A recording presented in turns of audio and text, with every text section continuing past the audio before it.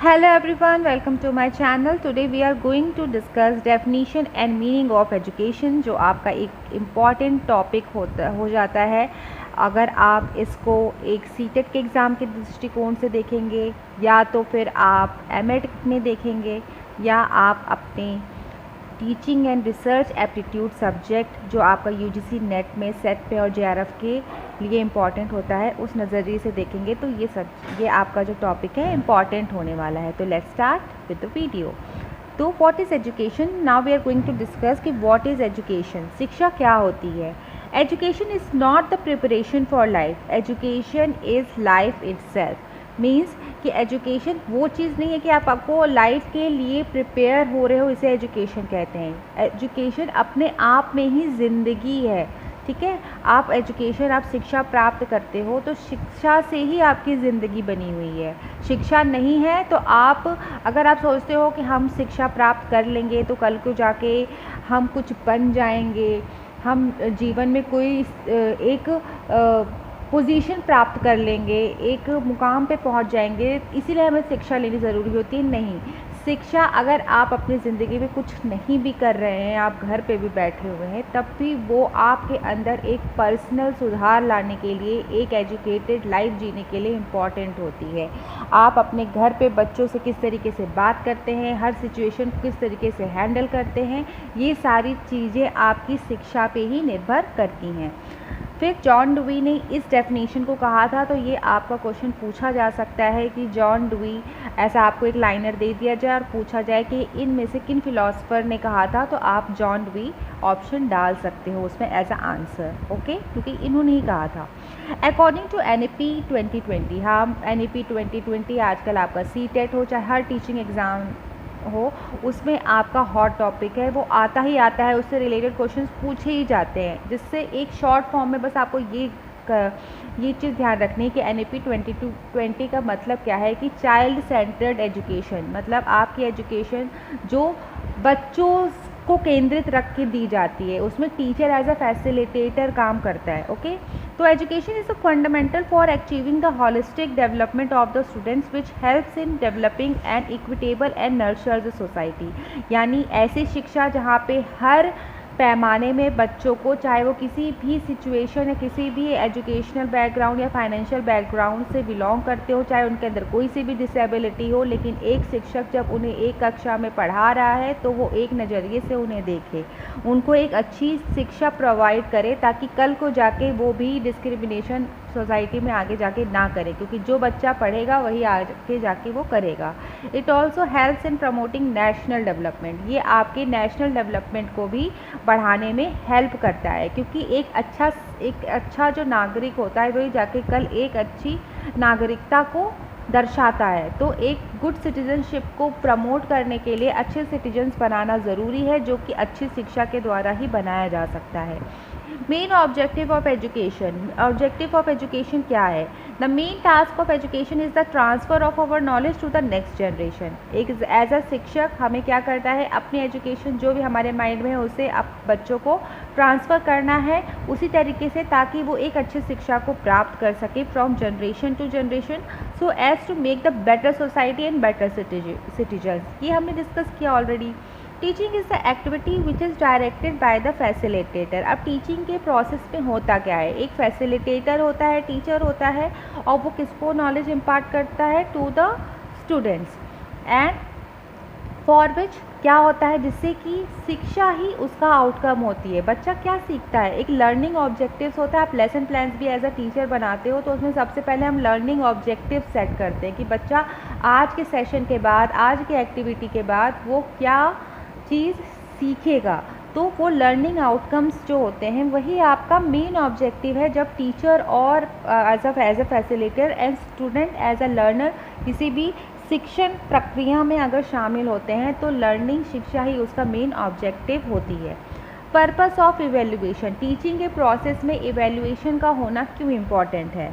The main purpose of evaluation is to assess the progress of the students. आप कक्षा में आओ, आप फॉर एन एग्जाम्पल आप एयरक्राफ्ट इंजीनियर हो, आप एयरक्राफ्ट बना रहे हो और आपने एयरक्राफ्ट बनाई और उसके बाद उसे सीधे लॉन्च कर दिया आकाश में और वो उड़ने चली गई। उसके पहले ना आपने उसकी टेस्टिंग की, ना कुछ किया कि हाँ इतने दबाव में उसके ऊपर क्या प्रभाव पड़ेगा, या उस XYZ कुछ भी चीज़ें आपने टेस्टिंग नहीं की बिफोर द लॉन्च, तो क्या होगा, कुछ भी मिसहैप हो सकती है। इन द सेम वे अगर आप बच्चों का टाइम टू टाइम अगर आप उनका शिक्षण परीक्षण नहीं करेंगे तो आप उनकी कमियों पे काम नहीं कर सकते हैं और उन्हें एक प्रॉपर प्रोग्रेस प्रोवाइड नहीं कर सकते, क्योंकि एक कक्षा में जब आप बैठते हो तो वहाँ पे हर मेंटालिटी के बच्चे होते हैं, हर टीचिंग, हर उनकी जो होता है क्वालिटेटिव एप्टीट्यूड के बच्चे होते हैं, जिनकी मेंटल लाइबिलिटी जो होती है डिफरेंट होती है। तो एक शिक्षक का काम सिर्फ पढ़ाना नहीं होता है, उनका काम ये भी होता है कि वो हर तरीके के बच्चों को एक तरीके से अपने डिफरेंट मेथड की तरफ से ट्रीट करे और उन्हें ऐसा करे कि वो आपका आगे जाके हर जो भी शिक्षा वो प्राप्त कर रहे हैं वो सबको समझ में आए। अगर आप किसी बच्चों को ABCD सिखा रहे हो तो कुछ बच्चे A फॉर एप्पल हो सकता है तुरंत समझ जाएं, हो सकता है उन्हें नर्सरी में आने से पहले ही A फॉर एप्पल पढ़ा हो, लेकिन कुछ बच्चे के लिए A क्या होता है वही नहीं पता हो। तो आपको आना चाहिए कि हाँ उनको फ्लैश कार्ड्स दिखाओ, उनको पिक्चर कार्ड्स दिखाओ, समझाओ, है ना। हो सकता है कोई वर्ड ऐसा हो जो बच्चे ने आज तक सुना ही ना हो, किसी बच्चे के लिए वो नया वर्ड हो ही ना, वो सब जानता हो, तो आपको ये चीज़ समझना पड़ेगा। उसके लिए आपको बच्चों की साइकोलॉजी को समझना ज़रूरी है। इसीलिए हम चाइल्ड डेवलपमेंट एंड क्या पढ़ते हैं, चाइल्ड डेवलपमेंट एंड पेडागॉजी पढ़ते हैं। Okay, evaluation plays a vital role in providing the remedial teaching. आपने बच्चों का कोई असेसमेंट लिया, चाहे एक्टिविटी बेस्ड लिया या आपने रिटन फॉर्म में लिया या ओरल फॉर्म में लिया या गेम के थ्रू लिया, तो आपको पता चल जाएगा बच्चों ने जो उसमें आपको फीडबैक दिया, जो आंसर्स दिए, जो क्वेश्चनियर आपने दिया उसके जो आंसर्स हुए, उससे आपको पता चलेगा कि बच्चे कहाँ लैग कर रहा है, किस चीज़ को वो समझ नहीं पा रहा है। तो आप उसको उस हिसाब से उसके मेन एग्ज़ाम से पहले रेमेडियल टीचिंग दे सकते हो ताकि बच्चा प्रोग्रेस कर सके और बाद में जब समेटिव असेसमेंट हो सकता है तो उसमें वो अपना अच्छा दे सके। Teacher diagnose the problem facing areas of the students, we already discuss this. Okay, so what is education on the basis of some philosophers. अब ये जो पॉइंट्स हैं वो इम्पॉर्टेंट हैं क्योंकि आपके जैसे मैंने जॉन डुई का बताया था वैसे कुछ जो हमारे फ़िलासफ़र्स हैं उन्होंने कुछ सेइंग्स कही हैं, ऐसे क्वेश्चंस पूछ लिए जाते हैं और एमएड के स्टूडेंट्स इसमें से अपने एजुकेशन में क्या होता है कि उसमें आप जब थ्योरेटिकल पेपर लिखते हो तो उसमें इन पॉइंट्स को ऐड कर सकते हो। According to Tagore the main aim of education is self realization. खुद किसी चीज़ को रियलाइज़ करना वही एजुकेशन है, खुद से सीखना जो कह सकते हैं। It means the realization of universal soul in one self.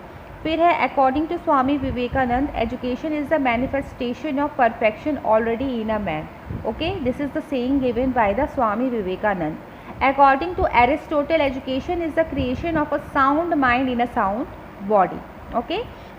According to Froebel, education is a process by which the child develops its inner potential in a manner so as to participate meaningfully in the external environment. ठीक है, Froebel ने education को इस तरीके से कहा था कि वो अपनी इनर पोटेंशियल को क्या कर सके, डेवलप कर सके।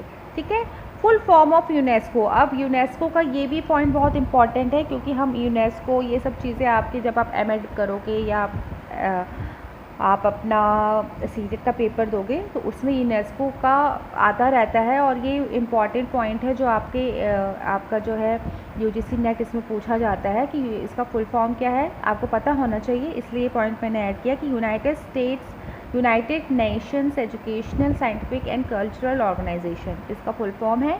और एज ए टीचर आपको ये पता होना चाहिए कि यूनेस्को सेलिब्रेट करता है October 5 as a world teachers day. 5-6 सितंबर सबको पता है कि आपका टीचर्स डे होता है, बट वर्ल्ड टीचर्स डे कब सेलिब्रेट होता है? इट्स वेरी इजी, जस्ट एक महीने बाद 5 अक्टूबर को। Okay, now what is the conclusion? इसका कंक्लूजन क्या है?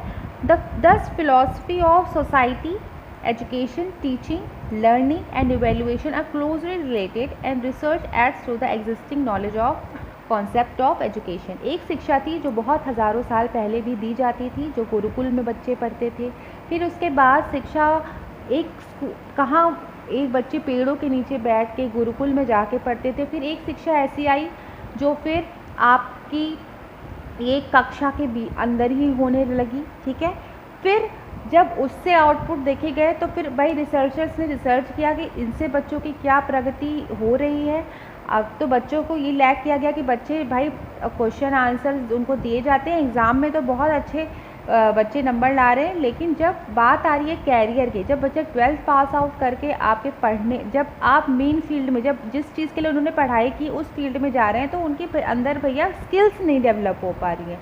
क्यों नहीं हो पा रही हैं? कि बच्चे सिर्फ रट के चले आ रहे हैं और बच्चों ने बस पेपर दे दिया, लेकिन जब प्रैक्टिकल में कोई चीज़ करने की बात आ रही है तो बच्चे वहाँ लैग कर रहे हैं। तब इस बात का समझ में आया कि भाई बच्चों को पढ़ने के साथ साथ एक्टिविटीज़ में इन्वॉल्व करना, जो भी वो पढ़ रहे हैं उसका इम्प्लीमेंटेशन करना, एक्सपेरिमेंटेशन में लाना क्यों इम्पॉर्टेंट है, ताकि कल को जाके अपने कैरियर चॉइस को वो जब करें, जब वो कुछ बनने जाएं तो उन्हें जो कुछ भी पढ़ा है वो उसका इम्प्लीमेंटेशन कर सकें। इसलिए एक्टिविटी बेस्ड लर्निंग की इम्पॉर्टेंस का पता चला और इसीलिए NEP 2020 ने इसी पे ही फोकस किया कि टीचर को एज अ फैसिलिटेटर यूज़ किया जाए। तो जो भी हमारी जो एक धारणा है, मनोधारणा है सोसाइटी की, सोसाइटी कैसे डेवलप होगा, एजुकेशन जब बच्चों को अच्छे से मिलेगी, टीचिंग अच्छी होगी, टीचिंग लर्निंग प्रोसेस जो है वो एक एक्टिव मोड में होगा, जिसमें टीचर भी एक्टिव होगा, स्टूडेंट्स भी एक्टिव होंगे। ऐसा नहीं होगा कि टीचर्स बोले जा रहे हैं, बच्चे बस लिखे जा रहे हैं, ठीक है,